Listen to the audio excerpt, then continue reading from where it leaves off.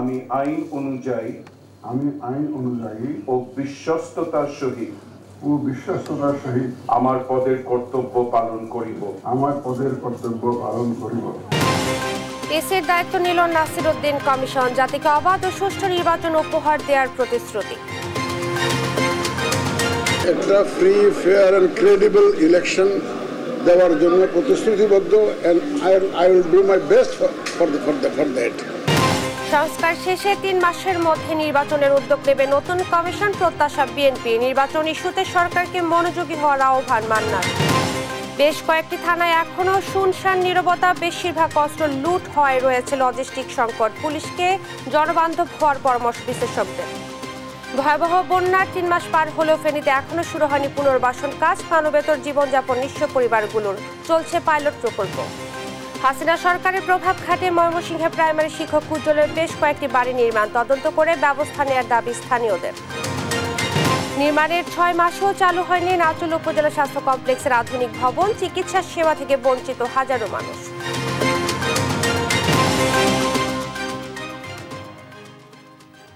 দেখছিলেন সংবাদ শিরোনাম, সঙ্গে আছি আমি ইশরাত জাহান মনি। এবারে বিস্তারিত। শপথ নিলেন নবগঠিত নির্বাচন কমিশনের সিসি ও 4 নির্বাচন কমিশনার। এরপর প্রথমবার নিজ কার্যালয়ে যান প্রধান নির্বাচন কমিশনার এএমএম নাসির উদ্দিন। সাংবাদিকদের সঙ্গে আনুষ্ঠানিক সংবাদ সম্মেলনে বলেন, জাতিকে অবাধ ও সুষ্ঠু নির্বাচন উপহার দিতে প্রতিশ্রুতিবদ্ধ নতুন কমিশন। এজন্য যে কোনো চ্যালেঞ্জ মোকাবেলায় প্রস্তুত থাকবেন তারা। জান্নাতুল মোহনার প্রতিবেদন। গণ অভ্যুত্থানের পর শপথ নিল নতুন কমিশন। সুপ্রিম কোর্টের সিইসি ও 4 কমিশনারকে শপথ বাক্য পাঠ করান প্রধান বিচারপতি সৈয়দ রেফাত আহমেদ। শপথ গ্রহণ শেষে তাৎক্ষণিক প্রতিক্রিয়ায় নতুন প্রধান নির্বাচন কমিশনার বলেন, জাতিকে সুষ্ঠু ও স্বচ্ছ নির্বাচন উপহার দিতে প্রতিশ্রুতিবদ্ধ নতুন কমিশন। আমরা সবাই মিলে আপনাদের সবার সহযোগিতা নিয়ে কিন্তু আমাকে করতে হবে।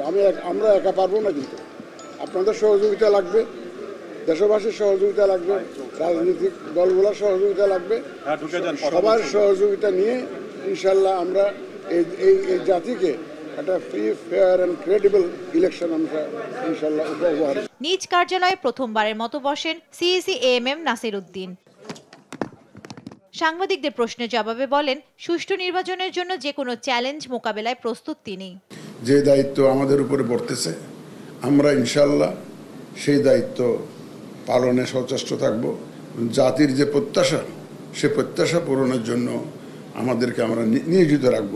প্রয়োজনীয় সব সংস্কার শেষে তবেই ভোটের আয়োজন করা হবে বলেও জানান নতুন সিইসি। সর্বশক্তি নিয়োজিত করব এই যে জাতির প্রতি যে একটা ওয়াদা, free, fair and credible election উপহার দেওয়া, সেটা অর্জনের জন্য, সেটা ডেলিভার করার জন্য যা যা করা দরকার আমি ইনশাআল্লাহ তা করব। আওয়ামী লীগ সহ 14 দলীয় জোটের বিষয়ে অন্তর্বর্তী সরকার কোনো সিদ্ধান্ত নিলে সেভাবে ব্যবস্থা নেবার কথাও জানান প্রধান নির্বাচন কমিশনার। জান্নাতুল মোহনা, দেশ টিভি, ঢাকা।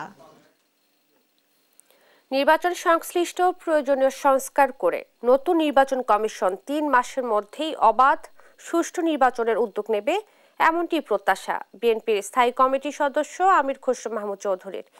আর ঐকমত্যের ভিত্তিতে সংস্কারের জায়গাগুলো চিহ্নিত করে 1 বছরের মধ্যে একটি সুষ্ঠু ও গ্রহণযোগ্য নির্বাচন করা সম্ভব বলে মনে করেন যুগপথ আন্দোলনের শরিক দল নাগরিক ঐক্যের সভাপতি মাহমুদুর রহমান মান্না।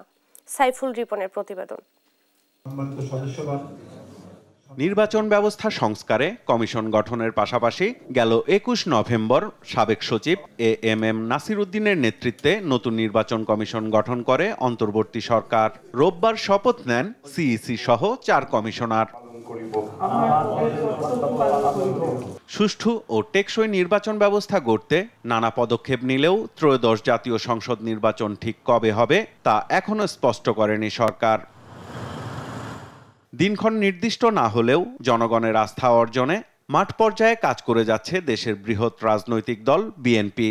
ছাত্র জনতার অভ্যুত্থানে ফ্যাসিস্ট আওয়ামী লীগ ও তার দোসরদের বেশিরভাগ পালিয়ে গেলেও আসন্ন নির্বাচনকে সহজভাবে নিচ্ছে না দলটি। যারা ভাবছেন যে সামনে তো ফাঁকা, বিশ্বাস করুন, সামনে একটি অসম্ভব শক্তিশালী অদৃশ্য দেওয়াল আপনার জন্য অপেক্ষা করছে।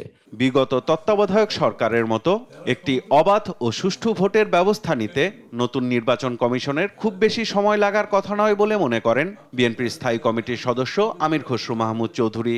আগে কেয়ারটেকার গভর্নমেন্টের সময় 3 মাসের মধ্যে ভোটার তালিকাটা তারা খুব স্বল্প সময়ের মধ্যে রিভিউ করে তারা আপ টু ডেট করেছে এবং নির্বাচনী আইনগুলো তারা সঠিকভাবে নির্ধারণ করেছে এবং যেখানে যেখানে প্রয়োজন জনপ্রশাসনের মধ্যে সেখানে পরিবর্তনগুলো এটা 3 মাসের মধ্যে একটা সুষ্ঠু নির্বাচন দিয়ে চলে গেছে। সে একই কাজটা তাদের এখন করতে হবে।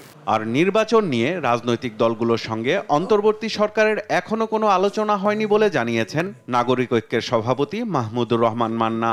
তার মতে নির্বাচনের তারিখ স্পষ্ট না করলেও সর্বোচ্চ 1 বছরের মধ্যে অবাধ সুষ্ঠু নির্বাচন করা সম্ভব।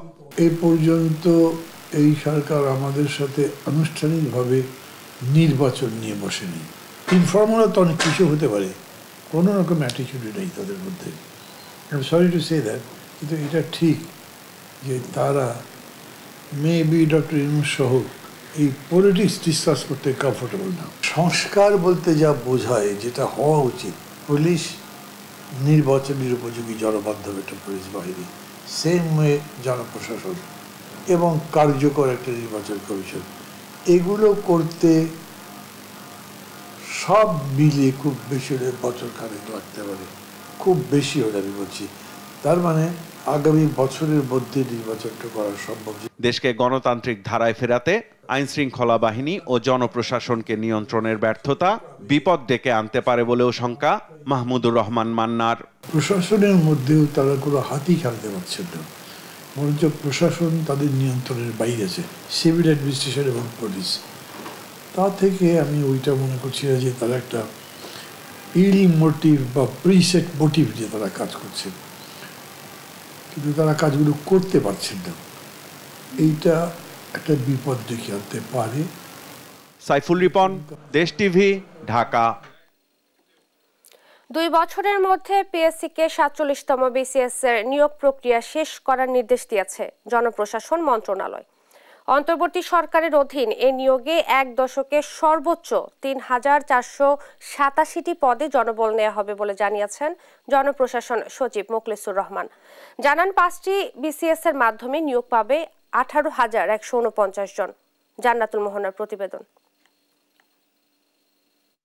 5টি বিসিএস এর মাধ্যমে ক্যাডার পদে 12,710 জন এবং নন ক্যাডার পদে 5,439 জন সহ মোট 18,149 জনকে নিয়োগ দেবে সরকার। রোববার সচিবালয়ে এক সংবাদ সম্মেলনে জনপ্রশাসন মন্ত্রণালয়ের সিনিয়র সচিব মোহাম্মদ মোখলেসুর রহমান এ তথ্য জানান। 43তম বিসিএস এ নিয়োগপ্রাপ্তরা যাচাই বাছাই শেষে 1 জানুয়ারি থেকে কাজে যোগদান করতে পারবেন। 44-এর মৌখিক পরীক্ষা নতুন করে হবে, আর 45-এর লিখিত উত্তরপত্র তৃতীয় পরীক্ষক দ্বারা মূল্যায়িত হবে। 46-এর উত্তীর্ণদের সাথে লিখিত পরীক্ষায় যুক্ত হবে সমসংখ্যক প্রার্থী, যারা আসবেন প্রিলিমিনারি থেকে পুনঃমূল্যায়নের মধ্য দিয়ে, এবং 47-এ 3,487টি পদে জনবল নিয়োগ দেওয়া হবে বলে জানান জনপ্রশাসন সচিব। পিএসসিকে 2 বছরের মধ্যে 47তম বিসিএস এর নিয়োগ প্রক্রিয়া সম্পন্ন করা সহ সব নিয়োগই দ্রুততার সাথে করার নির্দেশ দেন মোখলেসুর রহমান। 5.5 লাখ পোস্ট খালি আছে, 5.5 লাখ। তার মধ্যে অন্তত বিসিএস এ যদি আমরা এতজন ইমিডিয়েট এটা নিতে পারি, এটা তো আমাদের তো কারো আর কোশ্চেন থাকার কথা না যে আমরা সবাই তো হবে না, এটা জানেনি। তারপরে স্কোপটা করা হচ্ছে। পিএসসিকে বলা হয়েছে যে you will be more effective. আমাদের মতোই অফিসাররা আছে, ওনাদেরকেও বলা হয়েছে এটা একটা রুটিন ডিউটি। বিজ্ঞাপন করার পর থেকে যত মান পাওয়ার লাগে আমরা দিব, এবার জন্য এবার 2 বছর না লাগে, শর্টেস্ট পসিবল টাইমে এটা যাতে এই অন্তত 47 ব্যাচটা জয়েন করতে পারে। বঞ্চিত সচিব যারা চাকরির শেষ প্রান্তে, তাদের প্রথম গ্রেডে পদোন্নতি দিয়ে বিদায় জানানো হবে। তবে কারো বিরুদ্ধে মামলা থাকলে তার পদোন্নতি হবে না বলে জানিয়েছেন জনপ্রশাসন সচিব। বঞ্চিত যারা অতিরিক্ত সচিব প্রমোশন পেয়ে হয়েছেন 13 দিনে 3 প্রমোশন, ইট ডাজন্ট ম্যাটার, তারা সারা বছরই বঞ্চিত ছিলেন। এই বঞ্চিত যারা অতিরিক্ত সচিব হয়ে চাকরির শেষ প্রান্তে, তাদেরকে সিদ্ধান্ত হয়েছে যে গ্রেড 1 দিয়ে তাদেরকে, মনে করেন 15 দিন আছে, 1 মাস আছে, 2 মাস আছে, এই বঞ্চিত সকল কর্মকর্তাকে আমরা গ্রেড 1 দিয়ে বিদায়। এছাড়া সরকারি কর্মচারীদের সম্পদ বিবরণী জমা দেবার সময় 31 ডিসেম্বর পর্যন্ত বাড়ানো হবে বলেও জানান মোখলেসুর রহমান। আর্থিকভাবে জান্নাতুল মোহনা, দেশ টিভি, ঢাকা। শেখ হাসিনা সরকারের পতনের পর পুড়ে যাওয়া থানাগুলো চকচকে করা হলেও এখনো শুনশান নীরবতা বেশ কয়েকটি থানায়। বেশিরভাগ অস্ত্র লুট হয়ে যাওয়ায় একদিকে যেমন রয়েছে লজিস্টিক সংকট, অন্যদিকে জনবল সংকটও রয়েছে কোনো কোনো থানায়। যদিও ডিএমপির দাবি স্বয়ংসম্পন্ন রয়েছে থানাগুলো। বিশ্লেষকদের পরামর্শ, অতীতের ঘটনাকে ধারণ করে পুলিশকে গড়ে তুলতে হবে জনবান্ধব। বিস্তারিত শাহাদাত নিশাদের রিপোর্টে। কদিন আগেই যে যাত্রাবাড়ি থানা ছাত্র জনতার ক্ষোভের মুখে পুড়েছে, সেই থানাকে এখন করা হয়েছে ঝকঝকে চকচকে। কিন্তু এতদিন ধরে এই থানার কার্যক্রম ছিল ডেমরা থানা থেকে। চলুন দেখে আসা যাক বাকি থানাগুলোর কি অবস্থা। এই চিত্র রাজধানীর ডেমরা থানার। শুনশান এমন নীরবতাই বলে দিচ্ছে থানার কার্যক্রম কতটুকু সচল। বেশিরভাগ থানাগুলোরই একই অবস্থা।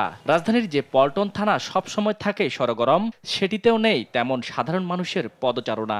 গুটি কয়েক কর্মকর্তা দিয়েই চলছে থানার কার্যক্রম। অবশ্য একেবারে নীরব না থাকলেও আস্তে আস্তে বাড়তে শুরু করেছে বেশ কিছু থানার সক্রিয়তা।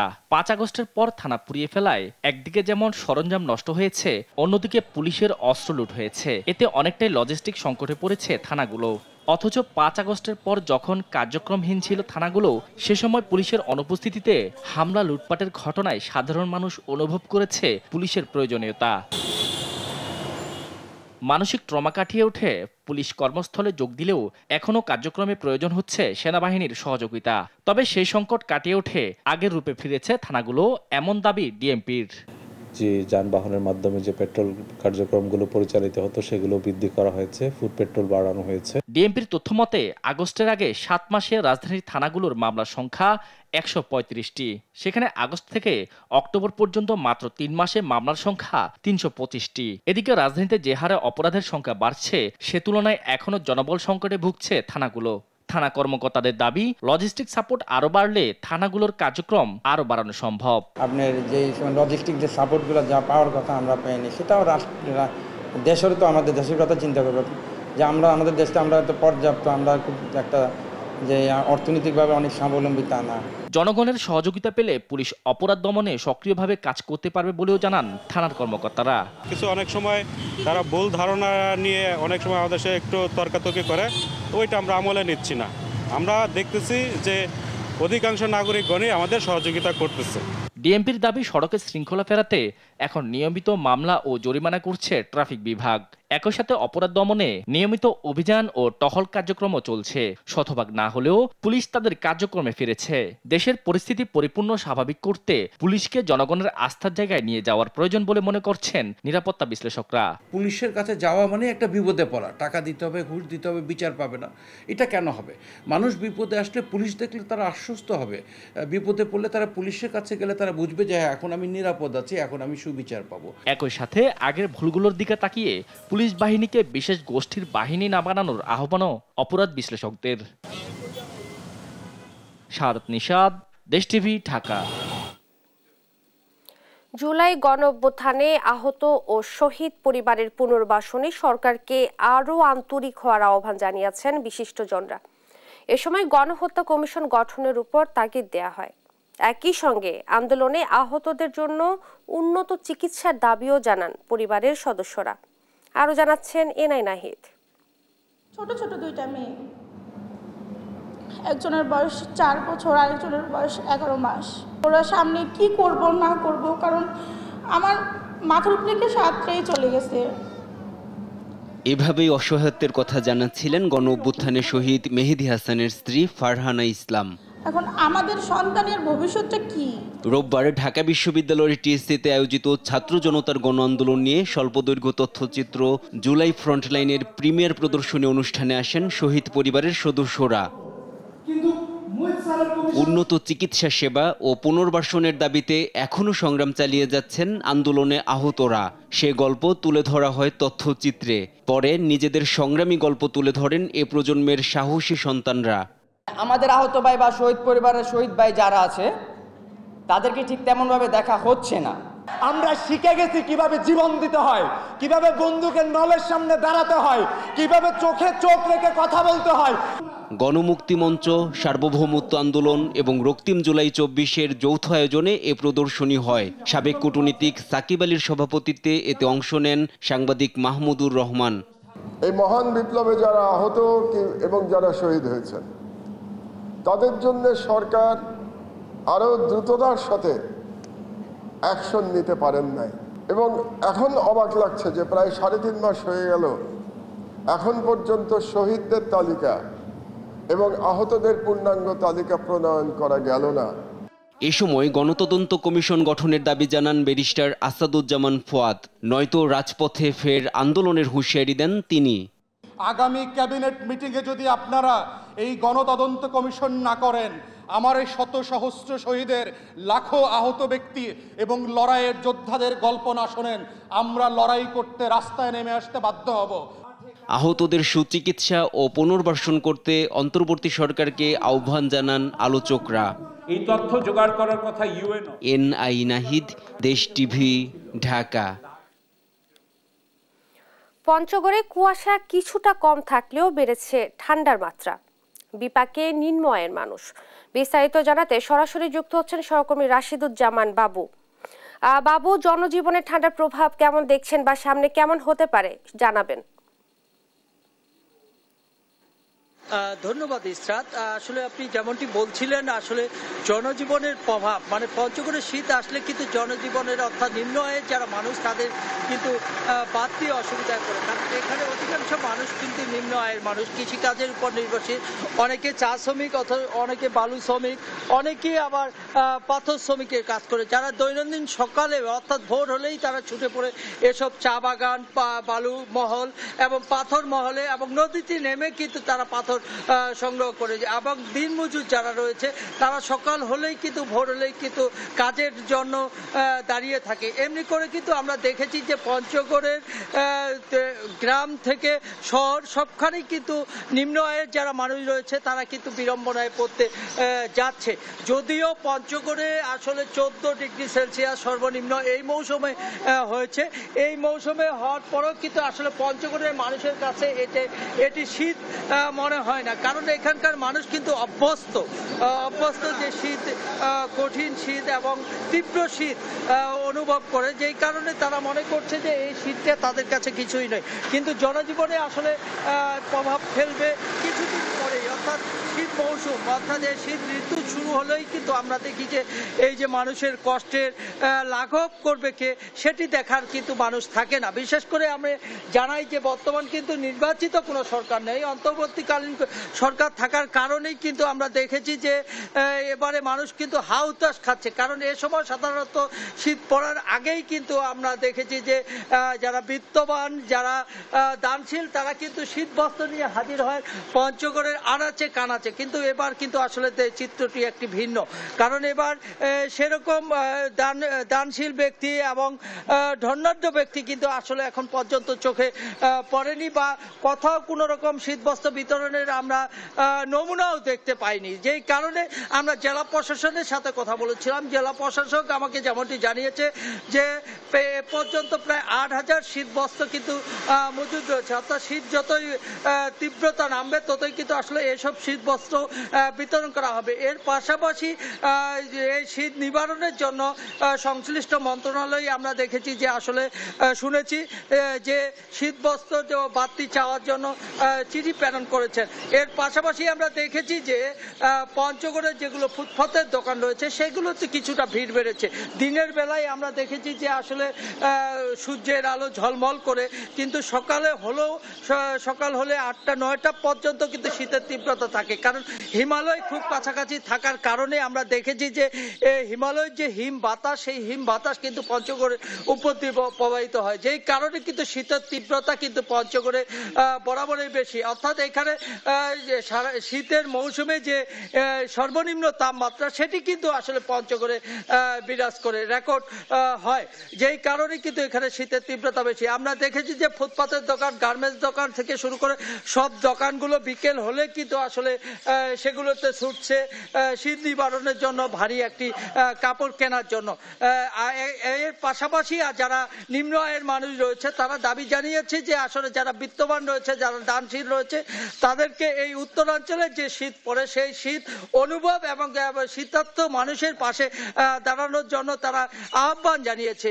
আমরা দেখেছি যে আসলে এই ভোর থেকেই পঞ্চগড়ে যে নদী রয়েছে, অর্থাৎ যে নদীগুলোতে পাথর সংগ্রহ করে অর্থাৎ মহানন্দা, করতোয়া, পাথরাজ থেকে শুরু করে যে নদীগুলো রয়েছে মূল নদীগুলো, সেই নদীগুলোতে কিন্তু আসলে পাথর সংগ্রহ করে দিনমজুরেরা তারা সব ভোর হলেই কিন্তু ছুটে যায় সেখানে।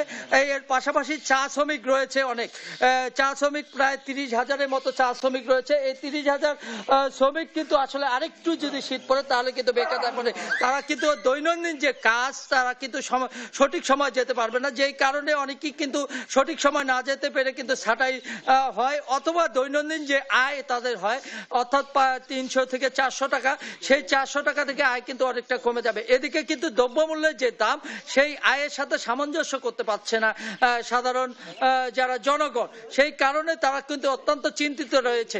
অর্থাৎ যতই দিন যাবে শীতের তীব্রতা যতই বাড়বে ততই কিন্তু মানুষের দুর্ভোগ বাড়বে। এই ছিল পঞ্চগড় থেকে আমার কাছে সর্বশেষ সংবাদ। ইস্তা, ধন্যবাদ আপনাকে।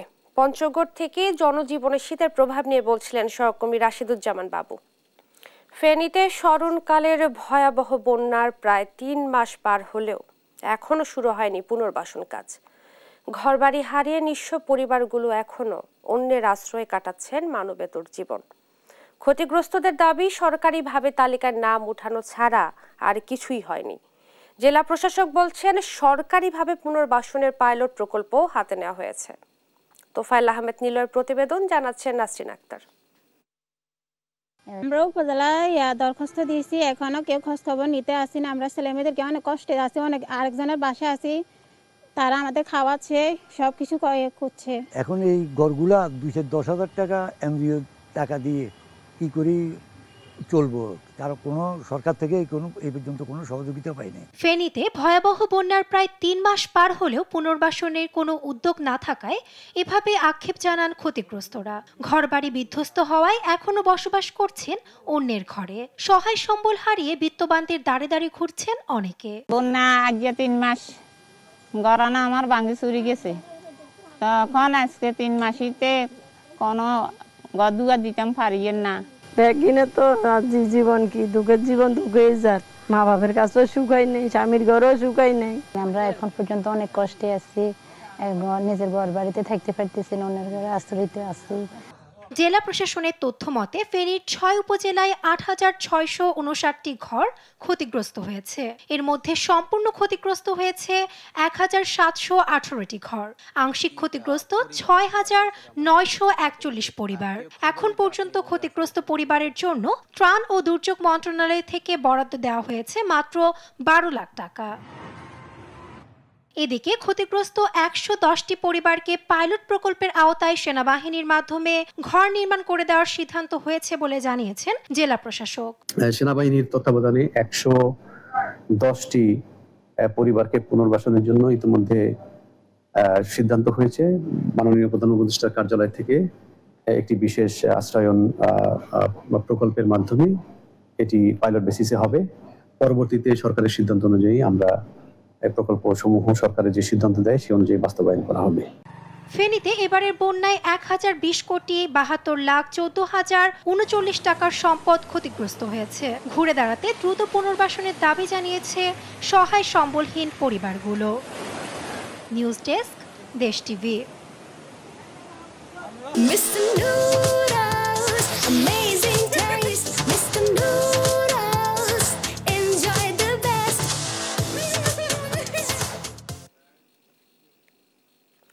স্বৈরাচার হাসিনা সরকারের আমলে ক্ষমতার প্রভাব খাটিয়ে ময়মনসিংহ নগরীতে একের পর এক বাড়ি, ফ্ল্যাট নির্মাণ করেছেন সরকারি প্রাথমিক বিদ্যালয়ের সহকারী শিক্ষক জাহাঙ্গীর হোসেন উজ্জ্বল।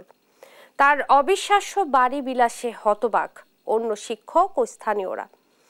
অনিয়ম দুর্নীতি ছাড়া এমন বিলাসী জীবন কোনোভাবেই সম্ভব নয় বলে বিষয়টি তদন্ত করে ব্যবস্থা নেয়ার দাবি স্থানীয়দের। সহকর্মী ইলিয়াস আহমেদের 2 পর্বের প্রতিবেদনের প্রথম পর্ব জানাচ্ছেন সালমা জাহান। ময়মনসিংহের নান্দাইলের কাদিরপুর সরকারি প্রাথমিক বিদ্যালয়ের সহকারী শিক্ষক জাহাঙ্গীর হোসেন উজ্জ্বল। তবে নান্দাইলের সাবেক সংসদ সদস্য আনোয়ারুল আবেদিন খান তুহিনের আশীর্বাদে বদলে যায় ভাগ্য। 2019 সালে বনে যান উপজেলা শিক্ষক সমিতির সাধারণ সম্পাদক। ক্ষমতার প্রভাব খাটিয়ে বিদ্যালয়ে না গিয়ে জড়িয়ে পড়েন নানা অপকর্মে। স্ত্রী ও নিজের নামে ময়মনসিংহ নগরীর শানকিপাড়া নয়নমণি মার্কেটের পেছনে গড়ে তোলেন 6তলা বিলাসবহুল বাড়ি। এর পাশেই যৌথভাবে গড়ে তোলেন 6তলা 2টি ও 9তলা 1টি বাড়ি। শহরে ও গ্রামে কিনেছেন জমি। এসবের জেরে স্থানীয়দের সঙ্গে জড়িয়েছেন বিবাদেও। এই মাজারের এই জায়গাটি প্রথম উজ্জ্বলরা কিনা নেয়, কিনা তারা 9তলা করে। এর পরবর্তীতে এই পিছনের যে খাদেমখানা এটা পরবর্তীতে তারা কিনা নেয়, এটাতে করে 6তলা। আমি লীগের সরকারের আমলে এত টাকা কিভাবে পায়? একজন শিক্ষকের দ্বারা তো এত কিছু করা সম্ভব না। মধ্যবিত্ত থেকেও আরো নিচু থেকে আর্ন করেছেন উনি। এখান থেকে কেউ এই রাতারাতি 4-5টা বাড়ির মালিক হইতে পারে কিনা আমার সন্দেহ আছে। সে একজন প্রাইমারি টিচার হয়ে এত টাকা উৎস কোথায়, সোর্স কোথায়, এটা আমরা জানতে চাই।